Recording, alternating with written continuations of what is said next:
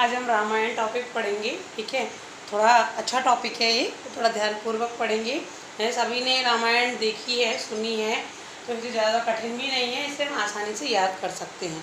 ठीक है, तो देखिए सबसे पहले रामायण जो है, रामायण को काव्य माना गया है। रामायण को काव्य कहा गया। ठीक है, क्योंकि हम इसका अध्ययन जो है वो अधिकांशतः गाकर करते हैं। कविता के रूप में कह सकते हैं, पद्यों के रूप में कह सकते हैं, मंत्रों के रूप में कह सकते हैं। ठीक है, और महाभारत जो है, महाभारत को इतिहास कहा गया। ठीक है, दोनों ही चीज कई बार पूछ ली जाती हैं। तो महाभारत को इतिहास कहा गया है और रामायण को काव्य कहा गया है। ठीक है, तो हम इसका सबसे पहले रामायण का परिचय यहाँ देखते हैं। रामायण का परिचय। ठीक है, तो देखिए राम की कथा का सर्वप्रथम जो विवरण है, राम की कथा का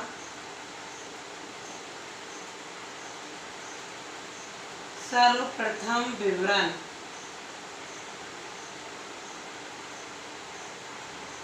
मिलता है कहाँ पर? मिलता है रामायण में। मिलता है रामायण में। नहीं, रामायण की कथा का सर्वप्रथम विवरण, राम की कथा का सर्वप्रथम विवरण कहाँ मिलता है? रामायण में मिलता है। इसलिए ही जो वाल्मीकि है, ठीक है, इस कारण ही वाल्मीकि को आदि कवि कहा गया। ठीक है, और रामायण को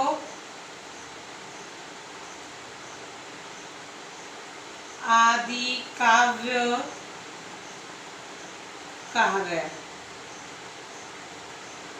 यानी काव्य का प्रारंभ।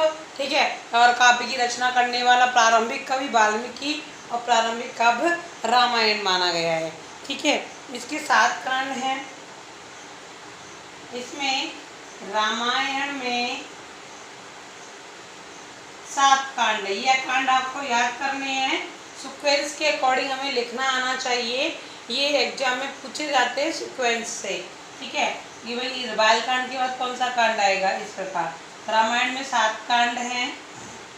तो आप देखिए, बालक कांड पहला है,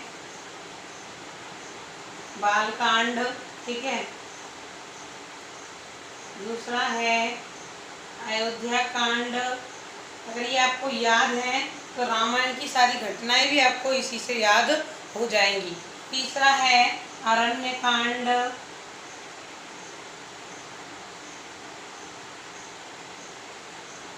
चौथा है किष्किंधा कांड।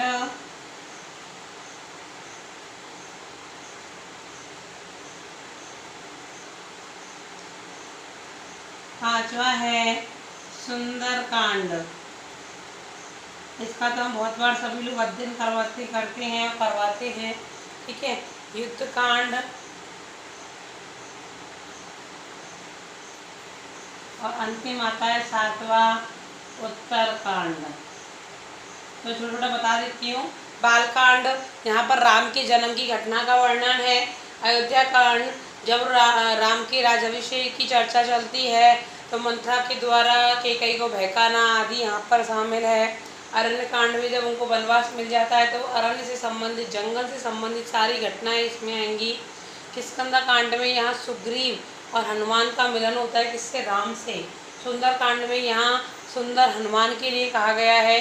जो हनुमान क्या करते हैं, सीता के पास समुद्र लंका पहुँच जाते हैं। युद्ध कांड में राम रावण का भीषण युद्ध होता है और उत्तर कांड में वो वापस लौटते हैं। कौन? राम, सीता, लक्ष्मण अपना जो कार्य पूरा करके वापस लौटते हैं। तो उसके बाद जो राज्याभिषेक आदि की घटना है, लव कुश जन्म है, उन सबका वर्णन किसमें दिया गया है? उत्तर कांड में दिया गया है। इसके बाद हम देख सकते हैं कि जो प्रत्येक कांड है, ठीक है, रामायण के जो प्रत्येक कांड है वो किसमें विभक्त है? सर्गों में। प्रत्येक कांड सर्गों में विभक्त। प्रत्येक कांड किसमें विभक्त हैं? सर्गों में विभक्त हैं। और इसमें सर्वाधिक किस छंद का प्रयोग किया गया है? सर्वाधिक अनुष्टुप छंद, ठीक है। और इसी को हम दूसरी भाषा में श्लोक कहते हैं, का प्रयोग है, ठीक है। सर्वाधिक अनुष्टुप छंद का प्रयोग है। दूसरा कह सकते हैं इसे हम सहस्त्र संहिता भी कहते हैं, ठीक है। इसमें 24 सहस्त्र श्लोक हैं। कितने सहस्त्र श्लोक हैं? 24 सहस्त्र श्लोक, ठीक है। इसी कारण इसको चतुर्विंशति शास्त्री संहिता भी कहते हैं। इसी कारण रामायण को बहुत बार एग्जाम में पूछा गया है। चतुर्विंशति शास्त्री संहिता, ठीक है। देखो कैसे याद करेंगे, रामायण में 24,000 श्लोक है, चतुर्विंशति शास्त्री संहिता का गया है, और महाभारत में जो है वो 1,00,000 श्लोक है, ठीक है। तो इसको बोला है सत संहिता, शस्त्र शास्त्री संहिता, किसको? महाभारत को। तो ये बहुत बार एग्जाम में पूछा गया है। चतुर्विंशति शास्त्री संहिता किस ग्रंथ को कहा गया है? ऑप्शन दे देगा, रामायण, महाभारत, या कोई और दो और रख देगा। तो रामायण को ही चतुर्विंशति शास्त्री संहिता कहा गया है। इस बात का सभी ध्यान रखेंगे, ठीक है। ये बहुत बार एग्जाम में पूछा गया है।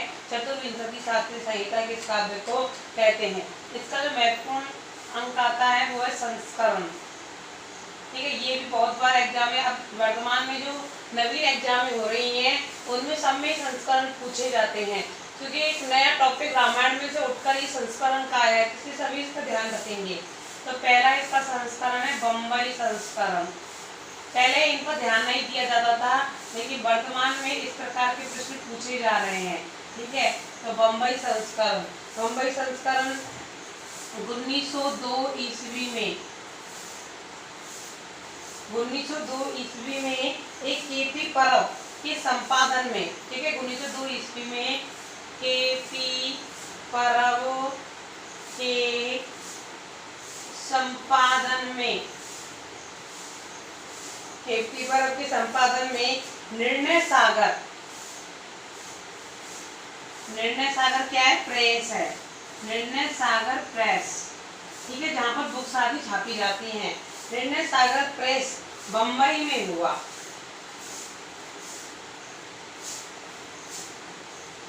बम्बई संस्करण कहाँ पर हुआ? 1902 में केपी परब के संपादन में निर्णय सागर प्रेस के अंतर्गत बम्बई में इसका क्या हुआ? संपादन हुआ, ठीक है। इसमें कह सकते हैं कि जो नागेश है उन्होंने अपने आश्रयदाता राम नामक राजा के नाम से लिखकर प्रसिद्ध किया है, ठीक है। एक छोटी सी पंक्ति इसमें लिख लेंगे, नागेश भट्ट हुए हैं, नागेश भट्ट, ठीक है। इन्होंने राजा राम आश्रयदाता माना है, अपना आश्रयदाता मानकर रचना की है। किस पर की है? भाई बम्बई संस्करण पर। दूसरा संस्करण आता है बंगाल संस्करण। ये थोड़ा नवीन लगेगा पढ़ने में आपको ये चैप्टर, बंगाल संस्करण वगैरह, लेकिन एक बार पढ़ लोगे तो नहीं लगेगा, ठीक है। तो बम्बई संस्करण, दूसरा है बंगाल संस्करण। और बंगाल संस्करण जो लिखा है वो इटली के विद्वान थे, इटली के विद्वान, और विद्वानों का नाम था गोरेशियो, ठीक है। गोरेशियो ने, इटली के विद्वान गोरेशियो ने 1843 से 1867, ठीक है, इटालियन में अनुवाद किया। 1867 तक क्या किया? इटली के विद्वान गोरेशियो ने 1847 में इस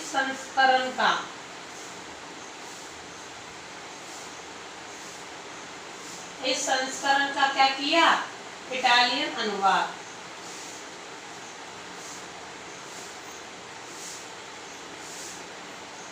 तो इस प्रकार आपके दो संस्करण थे, एक आता है पश्चिमी और काश्मीर संस्करण, एक आता है दक्षिणात्य संस्करण। तो आप दोनों को दोबारा देख लीजिए। पर रामायण के चैप्टर को, रामायण को काव्य कहा जाता है, महाभारत को इतिहास कहा जाता है।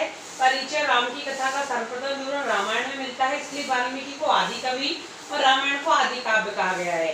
रामायण में 7 कांड उपस्थित हैं। आपको सीक्वेंस से याद करने हैं। आप इनकी कोई ट्रिक्स बना लीजिए, मैंने तो ट्रिक्स बना रखी है, ठीक है। अब आपको अगर लिखनी है तो मैं लिखा दूंगी अभी, ठीक है। बालकांड, अयोध्या कांड, अरण्य कांड, किष्किंधा कांड, सुंदर कांड, युद्ध कांड, उत्तर कांड, मैंने मेरे हिसाब से बना रखे हैं, ठीक है। प्रत्येक कांड सर्गों में विभक्त है, ठीक है। और सर्वाधिक जो है अनुष्टुप छंद है, जिसे श्लोक भी कहते हैं, और इसे 24 सहस्त्र यानी चतुर्विंशति शास्त्रीय संहिता भी इसे कहा गया है। और इसके 2 संस्करण है, बम्बई संस्करण, बंगाल संस्करण, और 2 और हैं, एक है दक्षिणात्य संस्करण और पश्चिमोत्तर काश्मीर संस्करण, ठीक है। तो बम्बई संस्करण जो है वो 1902 ईस्वी में केपी पर्व के संपादन में हुआ था। कहाँ पर प्रेस हुआ था? ये निर्णय सागर प्रेस में हुआ था। नागेश भट्ट ने लाला राम को अपना आश्रयदाता मानकर रचना की, किस पर? बम्बई संस्करण पर। और बंगाल संस्करण किसने लिखा? इटली के विद्वान गौरेशियो ने 1843 से 1867 ईस्वी में इस संस्करण का इटालियन में क्या किया? अनुवाद किया। अगला संस्करण आता है हमारा पश्चिमोत्तर काश्मीर संस्करण।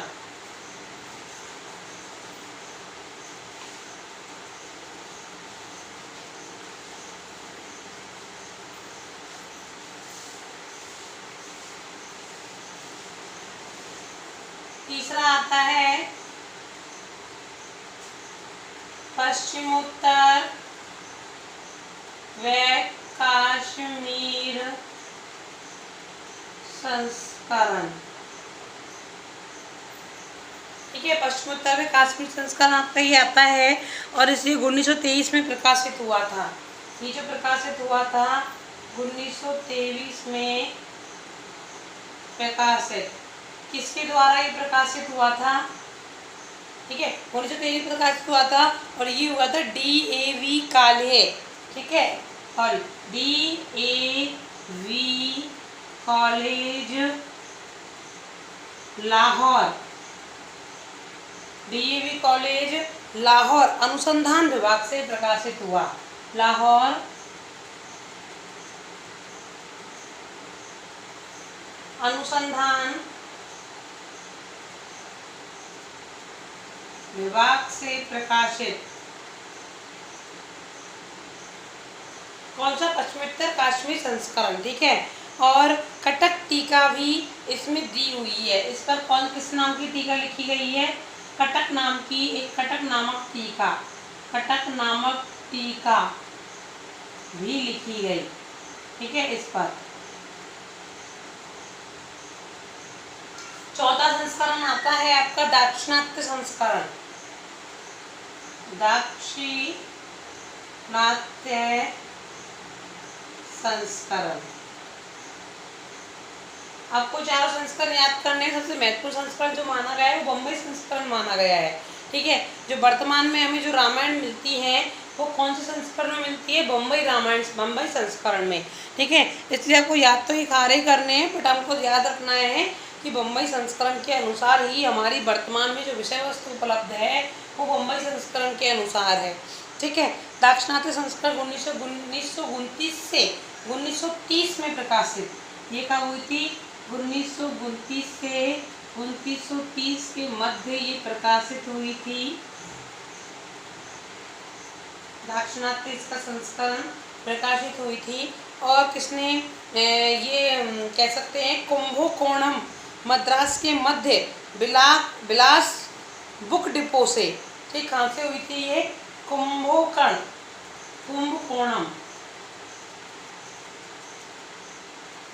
कुंभकोणम जो कहाँ पर है? एक मद्रास में क्षेत्र है कुंभकोणम, ठीक है, के मध्य बिलास बुक डिपो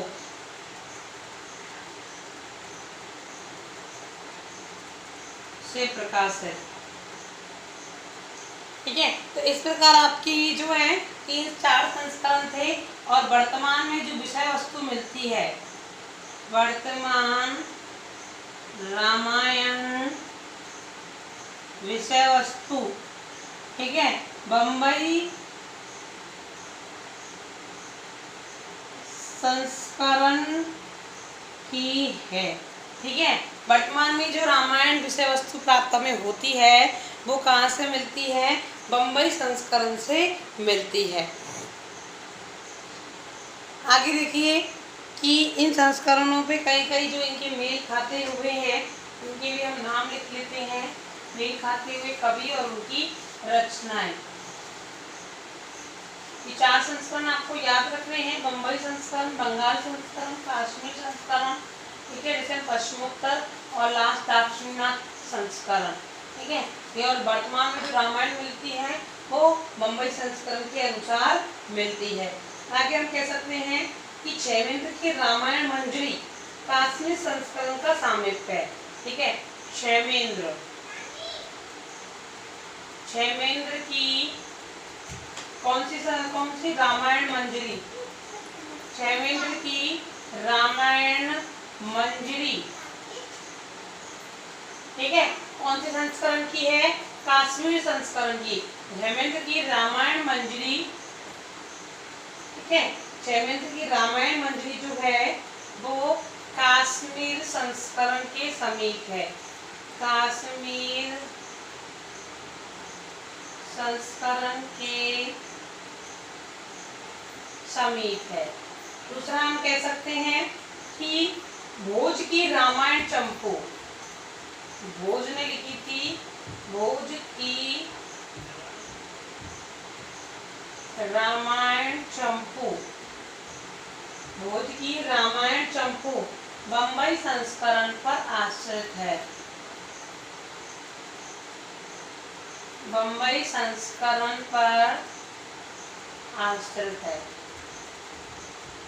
समीपता इनको दिखाई देती है। अब हम रामायण की सबसे मुख्य टॉपिक पे आते हैं, विषय वस्तु। रामायण की विषय वस्तु, तो देखिए सबसे पहले हम देखेंगे इसमें बम्बई संस्करण के अनुसार इसकी विषय वस्तु पाई गई है, ठीक है। बम्बई संस्करण के अनुसार, तो मैं आपको ट्रिक्स बता रही थी, तो देखो मेरे हिसाब से जो ट्रिक्स है, ठीक है, आपको पता नहीं कैसी लगेगी बट आप अपने हिसाब से भी बना सकते हो ट्रिक्स। ये एग्जाम में कई बार इनका सीक्वेंस पूछा गया है। कई कई छोटी छोटी चीज़ों को हम छोड़ देते हैं, वहीं हम मिस्टेक खा जाते हैं और हमारे नंबर कट जाते हैं। तो देखिए बालक आ किस्सू, ठीक है, आप ऐसे किस्सू भी लिख सकते हैं, ठीक है। बालक आ किस्सू लेयू, ठीक है, ले यू या ले यू ऊ, ले यू, ठीक है, ये दोनों एक ही हैं। आगे देखो इसमें बता देती हूँ मैं, बालक कांड से बाल कांड बन गया। इसमें क्या हो रहा है कि छोटा बालक है, मुझसे कह रहे कि और मुझे क्या कर, किस कर, किस्सू ले, ठीक है, किस करो, और बच्चे से कहते ना मुझे किस कर दे, मुझे प्यार कर ले, तो ये तो वही यहाँ पर है। तो बालक आ किससे, तो आ से बन गया पहला अयोध्या कांड, ठीक है, अयोध्या कांड, और एक और आ है इसमें शामिल, तो बन गया अरण्य कांड। तो सभी याद रखना, वन में जाने से पहले अयोध्या का समय बिताएंगे, तो इसलिए अयोध्या कांड, ठीक है। किससे बन गया, किष्किंधा कांड,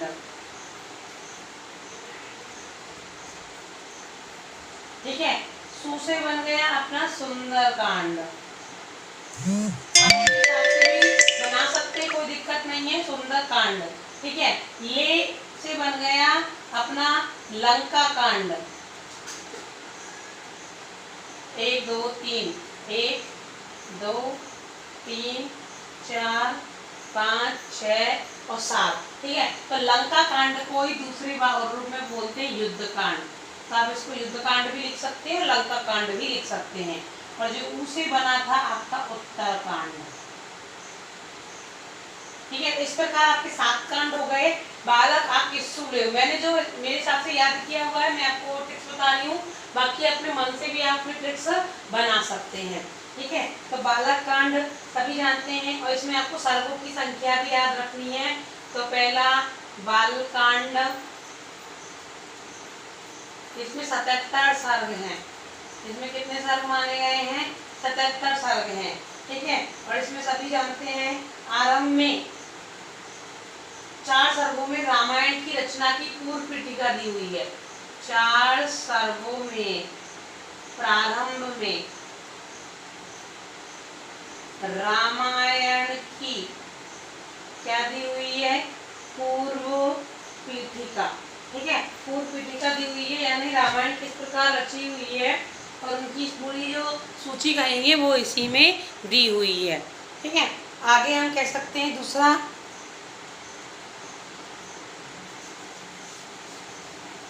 इसकी हम छोटी सी एक घटना पढ़ेंगे जो कई बार पूछी गई है।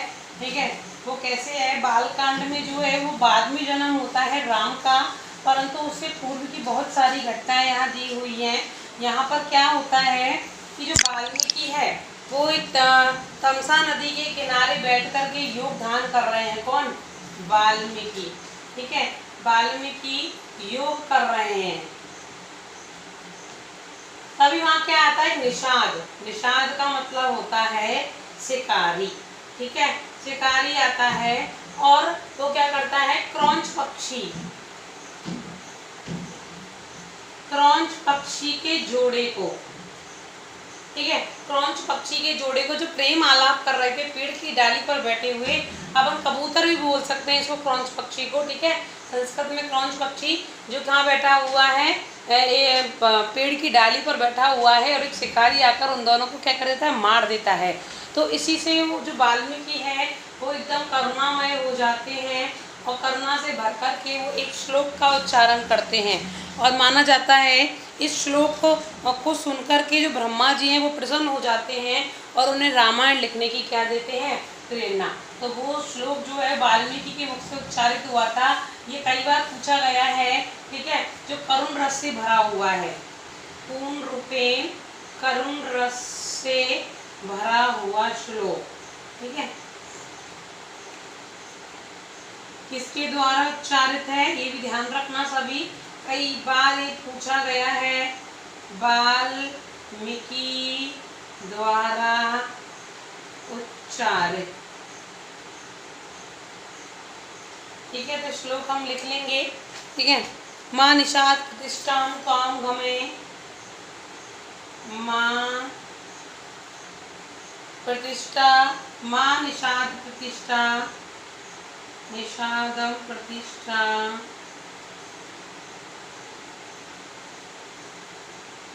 त्वगमे है, त्वम गमे है,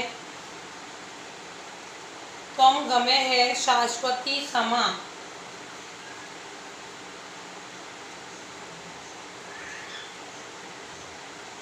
शाश्वती समा, यत् क्रौंच मिथुनादेक मधी,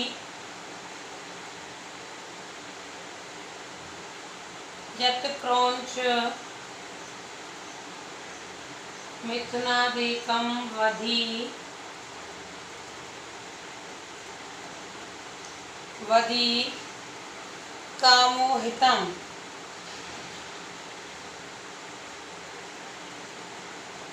यानी यहाँ पर वाल्मीकि ने कहा है कि ये निषाद के द्वारा इस क्रौंच पक्षी जो प्रेम आलाप कर रहा था, इन दोनों का क्या कर दिया गया? वध कर दिया गया है। तो इस प्रकार उनके हृदय से जो करुण रस से भरा हुआ ये श्लोक उच्चारित हुआ।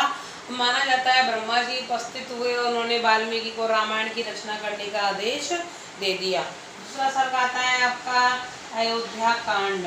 ठीक है, अयोध्या कांड में वही सब हमने कई बार रामायण देखी हुई है, ज़्यादा एक्सप्लेन करने की आवश्यकता नहीं है। 119 सर्ग यहाँ पर हैं और इसमें राम लक्ष्मण का दंडकारण्य में निवास, ठीक है, आदि यहाँ पर अयोध्या के राज प्रसाद की घटना है। यहाँ अयोध्या की राज प्रसाद की घटनाएं कि किस प्रकार कैकेयी मंथरा इस प्रकार चाल चलती है, राम और सीता को वनवास देती हैं। ठीक है, तीसरा आता है आपका अरण्य कांड। अरण्य कांड जो है इसमें माना गया है कि 75 सर्ग और इन सर्गों से ही निश्चित होगा कि कौन सा सबसे छोटा है और कौन सा सबसे बड़ा कांड है। ठीक है, तो 75 सर्ग माने गए हैं और यहाँ वन का वर्णन है, राम लक्ष्मण सीता का दंडकारण्य निवास, राम लक्ष्मण सीता का दंडकारण्य निवास। ठीक है, इस प्रकार का यहाँ वर्णन है। चौथा आता है किष्किंधा कांड। सीता का हरण भी अरण्य कांड में हो जाता है, किष्किंधा कांड। ठीक है, और किष्किंधा कांड में जो सर्ग है वो है 67 सर्ग, और ये सबसे छोटा माना गया है। ठीक है, आगे हम लिख लेंगे सबसे छोटा और बड़ा। तो सबसे छोटा कांड सर्व में किष्किंधा कांड माना गया है। और सभी इसमें जानते हैं कि राम दुखी हैं, राम सीता के वियोग में दुखी, सीता वियोग में दुखी। ठीक है, और यहाँ पर ही सुग्रीव का आगमन होता है, हनुमान का आगमन होता है किसमें, किष्किंधा कांड में। और पांचवा आता है सुंदर कांड, जो हम अधिकांश से इसे पढ़ते ही रहते हैं भक्ति के रूप में। और इसमें माने गए हैं 68 सर्ग। इसमें सर्गों की संख्या कितनी है, 68। ठीक है, और यहाँ पर क्या होता है, हनुमान के द्वारा लंका में प्रवेश। लंका में प्रवेश कौन करता है, हनुमान का। यह हनुमान का क्या होता है, लंका में प्रवेश होता है सुंदरकांड। और यहाँ सुंदरकांड, इसका नाम सुंदर क्यों रखा गया है, क्योंकि एक तो पहला हनुमान जो है उसका नाम, हनुमान इस कांड का नायक है, इस कांड का नायक है। ठीक है, जिन्हें हम सुंदर भी कहते हैं। ठीक है, हनुमान जी का दूसरा नाम एक सुंदर भी है। ठीक है, अन्य नाम हनुमान जी का अन्य नाम क्या माना है, सुंदर। ठीक है, दूसरा सुंदर कांड क्यों कहा है इसको, सुंदर कांड में दुख के बीच, दुख के मध्य, ठीक है, सुख समाचार प्राप्ति है, सुख समाचार की प्राप्ति। ठीक है, कैसे, क्योंकि यहाँ पर जो हनुमान है वो लंका में जाते हैं समुद्र लांग करके, तो वहाँ पर जो है राम को पता चलता है कि भाई वो लांग कर चले गए, मेरी सीता से मिलन करके आए हैं, तो वो प्रसन्न होते हैं। उधर सीता भी प्रसन्न होती है कि मेरे स्वामी का कोई दूत मेरे पास आया, इसलिए दुख के मध्य में सुख का समाचार प्राप्त होता है। तो इस वजह से इसको क्या कह दिया है, सुंदर कांड कह दिया है। छठवा जो है वो आएगा इसमें आपके युद्ध कांड।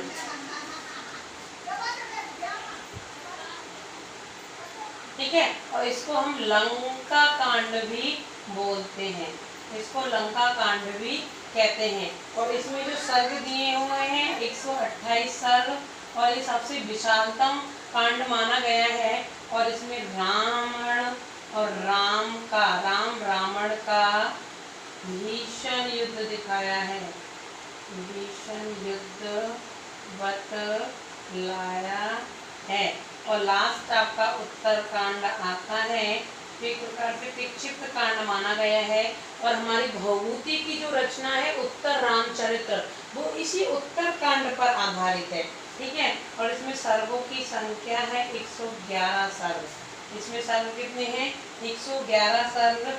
और इसमें क्या है कि राम कथा का अंश कम है, और अन्य प्रकार की कथाएं शामिल हैं। ठीक है, किसके समान, बाल कांड के समान। ठीक है, राम कथा का अंश बहुत कम है। राम कथा का अंश क्या है, यहाँ पर बहुत कम देखने को सुनने को मिलता है। राम कथा का बहुत कम है। ठीक है, इसलिए उत्तर में एक नोट लिख देना यहाँ पर, नोट। ठीक है, बाकी ऐसा कुछ नहीं है, बट हम थोड़ा सा लिख सकते हैं उत्तर कांड और बाल कांड। ठीक है, इनको क्या माना गया है, प्रक्षिप्त माना गया है, प्रक्षिप्त कांड माने गए हैं। क्यों रामायण की प्रेक्षित कांड क्यों माने गए? क्योंकि राम कथा का अंश बहुत ही इनमें कम है और इनमें जो फालतू की कथाएं, फालतू कथा अन्य कथाओं का यहाँ पर वर्णन शामिल है, इसलिए उत्तरकांड और बालकांड को एक प्रकार से प्रेक्षित कांड माना गया है। तो यह आपके इनका वर्णन हो गया। इस प्रकार हम वर्तमान में जो रामायण में कुल मिला के जो सर्ग हैं वो है 645। ठीक है, आप इनको नोट कर लीजिएगा। आगे हम आज रामायण का टॉपिक तो कंप्लीट करते ही हैं। ठीक है, हमने इसकी विषय वस्तु पढ़ी, तो इसमें कुल सर्ग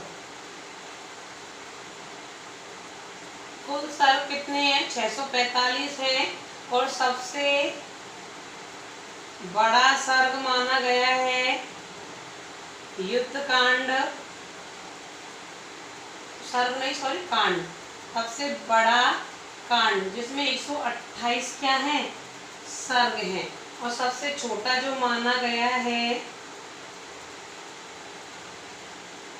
वो माना गया है आपका किष्किंधा कांड और इसमें है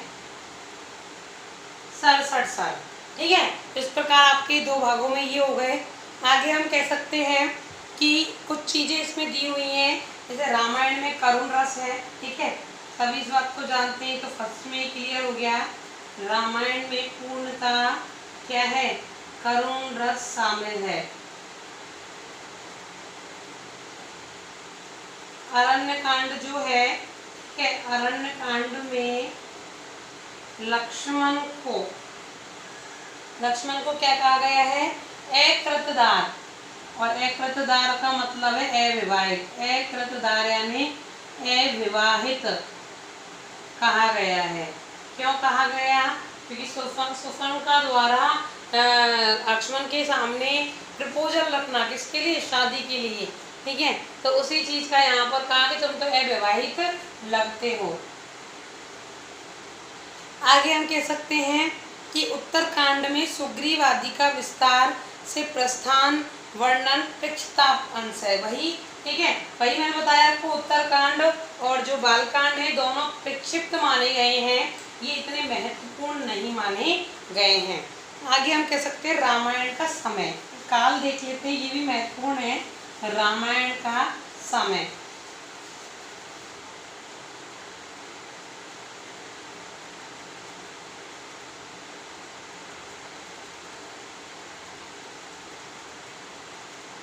रामायण का काल में समय। तो देखिए, वाल्मीकि ऋषि जो हुए हैं उन्होंने राम और सीता की समकालिक माने गए। वाल्मीकि ऋषि, क्योंकि सब जानते हैं सीता ने लवकुश का जन्म कहाँ दिया था? वाल्मीकि आश्रम में। तो वाल्मीकि सीता राम के समकालिक माने गए हैं। और राम सीता कब उपस्थित थे? त्रेता युग में। ठीक है, तो त्रेता युग में, तो त्रेता युग की क्या मानी गई है? रचना। कौन सी? रामायण। ठीक है, वाल्मीकि त्रेता युग में हुई, फिर और रचना कौन सी मानी गई है? ये भी त्रेता युग में। तो त्रेता युग क्या हो गया? इसका काल हो गया, रामायण का काल। ठीक है, उल्टा लिख दिया मैंने, तो रामायण का काल लिख दो आप। रामायण का काल माना गया है त्रेता युग, इसके अनुसार, वाल्मीकि के अनुसार। ठीक है, एक हुए थे जर्मन विद्वान सेलगल।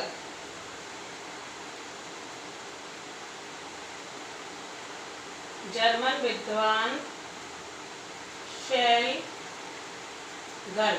इन्होंने समय माना है रामायण का 1100 ईस्वी पूर्व।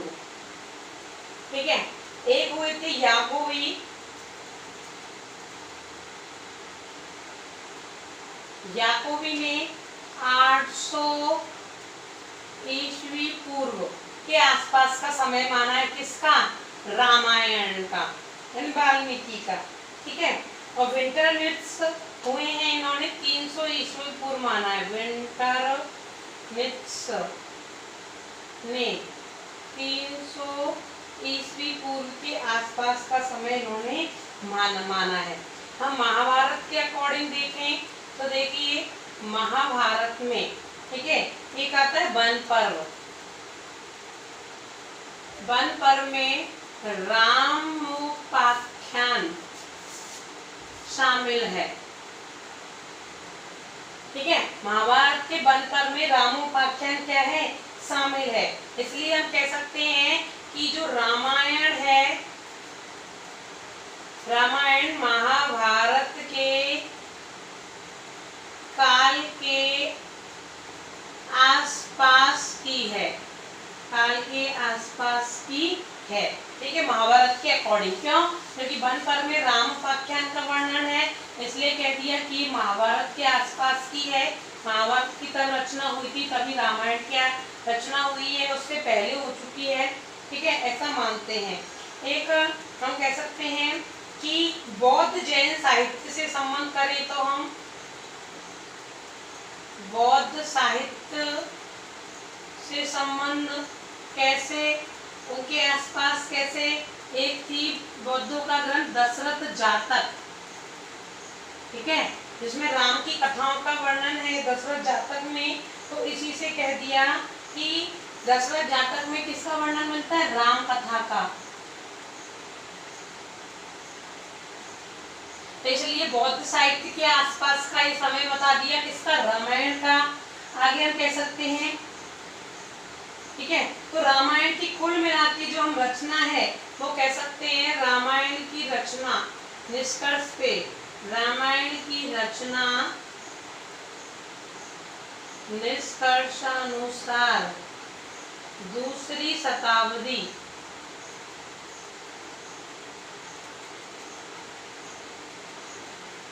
के आसपास की मानी गई है। ठीक है, दूसरी शताब्दी के आसपास की इनकी रचना मानी गई है, किसकी, रामायण की। ठीक है, ये आपके रामायण का काल हुआ। इसके बाद हम रामायण का एक छोटा सा महत्व का टॉपिक भी देखेंगे जो इम्पोर्टेंट है, क्योंकि रामायण लिखने का भी अपना एक क्या होता है, रामायण पढ़ने का और लिखने का भी एक उद्देश्य है। रामायण पढ़ने का उद्देश्य है, हम सभी जानते हैं, घर में हम रामायण पाठ करवाते हैं। ठीक है, रामायण की पूजा करते हैं और गर्भवती महिलाएं रामायण का पाठ करती हैं। तो ये सब क्यों है, तो इसका भी अपना एक महत्व है। तो ये छोटा सा टॉपिक है, ज़्यादा बड़ा नहीं है।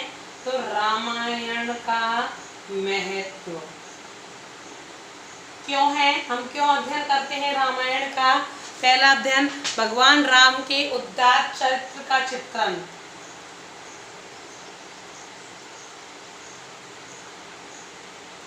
भगवान राम के उदात्त चरित्र का चित्रण करना, इसका एक मूल उद्देश्य है। भाई भगवान राम जो हुए हैं उन्होंने ऐसे क्या कार्य किए, तो वो भगवान की उपाधि आज तक लोग उन्हें पूजते हैं, तो उसका यहाँ चरित्र चित्रण वर्णन है। दूसरा, भारतीय संस्कृति का यथार्थ चित्रण।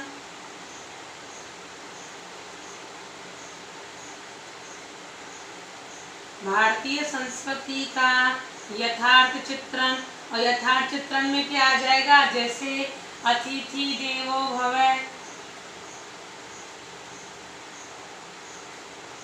ठीक है, वसुधैव कुटुंबकम,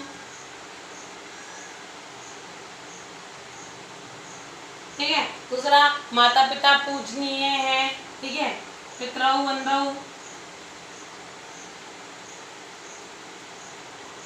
तो इस प्रकार की संस्कृति हमारे किस में शामिल है, रामायण में शामिल है। संयुक्त परिवार में किस प्रकार रहा जाता है, बड़े भाई का क्या कर्तव्य है, छोटे भाई का क्या कर्तव्य है, एक पुत्र का क्या कर्तव्य है, एक पिता का क्या कर्तव्य है, एक पत्नी का क्या कर्तव्य है और एक पति का क्या कर्तव्य है, एक मित्र का क्या कर्तव्य है, एक सेवक का क्या कर्तव्य है, ये सभी चीज़ें हमारी संस्कृति के अनुरूप आती हैं। ठीक है, तीसरा कह सकते हैं, रामायण एक श्रेष्ठ काव्य है। रामायण एक श्रेष्ठ काव्य है, ठीक है। श्रेष्ठ काव्य तो है ही, हम सभी जानते हैं, जो करुण रस का करुण रस जिसमें समाया हो। दूसरा कह सकते हैं, यहाँ पर एक परिवार की स्थिति दिखाई है, यहाँ संस्कृति यहाँ दिखाई है, किसी एक साधारण मनुष्य को यहाँ ईश्वर का अवतार माना गया है, ठीक है, इसलिए श्रेष्ठ माना गया है। और रामायण की लोकप्रियता, रामायण की लोकप्रियता। ठीक है, तो रामायण अपने आप में एक लोकप्रिय काव्य है। इसका वर्णन है रामायण के महत्व में। ठीक है, रामायण के आदि काव्यत्व। ठीक है, रामायण का आदि काव्य। तो रामायण को आदि काव्य क्यों माना है ये भी देख लेंगे हम। रामायण को आदि काव्य कहा गया। क्यों कहा गया?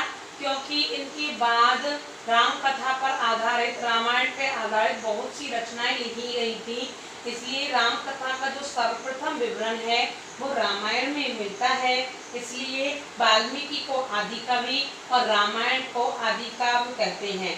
ठीक है, आगे हम कह सकते हैं कि इस पर लिखे गए संस्कृत काव्य।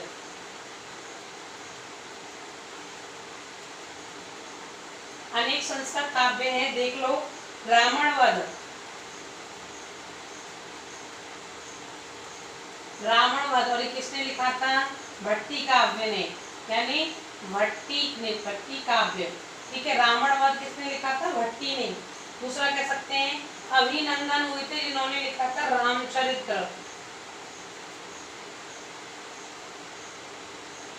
अभिनंद, ठीक है, इन्होंने रामचरित्र लिखा था जो रामायण पर आधारित था। रामायण मंजरी जो क्षेमेंद्र की है वो हमने पढ़ी ली थी अभी। रामायण मंजरी क्षेमेंद्र की।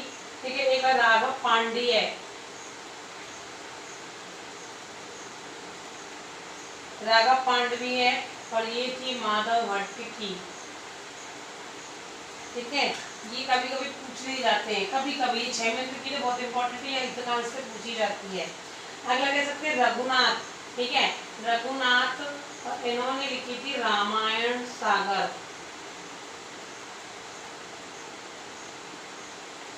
ठीक है, एक थी आपकी जानकी हरण, ये भी मोस्ट है, पूछ ली जाती है, ये है कुमार दास की। ठीक है, इस पे हम नाटक कल देख ही चुके थे, भास के नाटक हमने देखे थे। भास के नाटक कौन कौन से देखे थे हमने? इसमें बहुत सारे थे, कल 3-4 नाटक थे। ठीक है, तो आप उनको देख लीजिएगा। जैसे मैं बता देती हूँ, एक तो था आपका प्रतिमा नाटक और एक था आपका अभिषेक नाटक, और बाकी की जो एकांकी थी वो बहुत सारी जो इस पे आधारित थी, महाभारत पर आधारित थी। ठीक है, आगे हम कह सकते हैं कि इस प्रकार आपके रामायण का टॉपिक हुआ। कल हम पढ़ेंगे महाभारत। ठीक है, वो भी अच्छा टॉपिक है, इसका पूरा वर्णन पढ़ेंगे। आज के लिए कंप्लीट, और बाकी सभी नोट्स बनाते चलें।